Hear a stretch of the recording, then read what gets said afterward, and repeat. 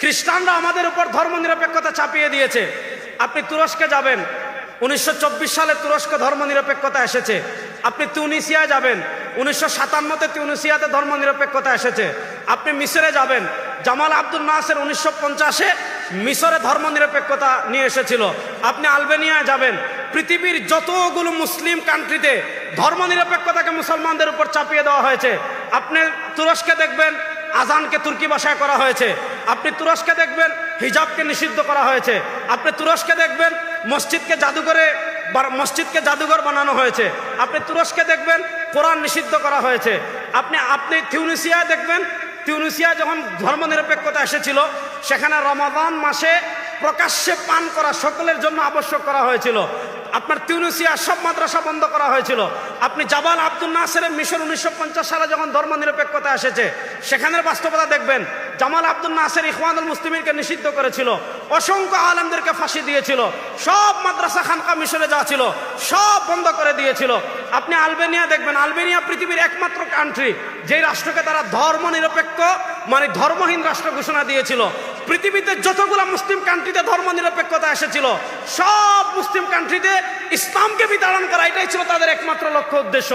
আপনি আমাদের বাংলাদেশের 72-এর সংবিধান দেখবেন, 72-এর সংবিধানে যখন ধর্মনিরপেক্ষতা লেখা হয়েছে, 72-এর সংবিধানের পর বাংলাদেশে কি করা হয়েছে?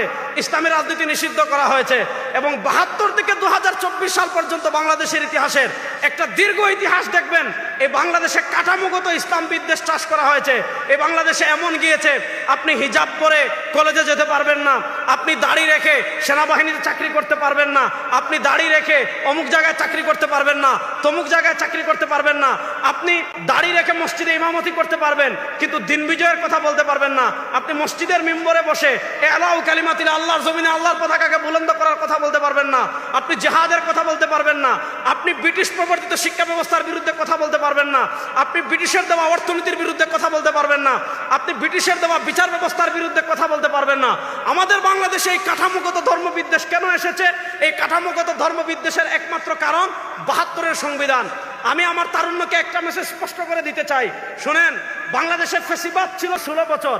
এই 16 বছরের ফেসিবাদের সব কিছু যদি সংস্কারের কথা বলা হয়, তাদের সংবিধান যদি সংস্কারের কথা বলা হয়, তাদের রেখে যাওয়া বিচার ব্যবস্থা যদি সংস্কারের কথা বলা হয়, তাদের রেখে যাওয়া অর্থনীতি যদি সংস্কারের কথা বলা হয়, 1803 সাল থেকে নিয়ে 1947 সাল পর্যন্ত আমাদের উপর আধিপত্যবাদী ব্রিটিশ শক্তি ছিল।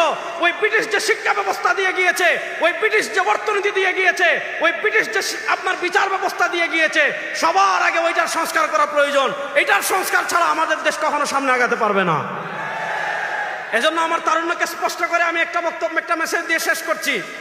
বাংলাদেশে গণতন্ত্রের বাংলাদেশ দেখেছেন, ধর্মনিরপেক্ষতার বাংলাদেশ দেখেছেন, সমাজতন্ত্রের বাংলাদেশ দেখেছেন, বাঙালি জাতীয়তাবাদের নামে ভারতীয় বয়ান দেখেছেন, আপনারা জাতীয়তাবাদের বাংলাদেশ দেখেছেন, আপনারা সমাজতন্ত্রের বাংলাদেশ দেখেছেন, ধর্মনিরপেক্ষতার বাংলাদেশ দেখেছেন, সব তন্ত্রমন্ত্রের বাংলাদেশ দেখা শেষ হয়েছে।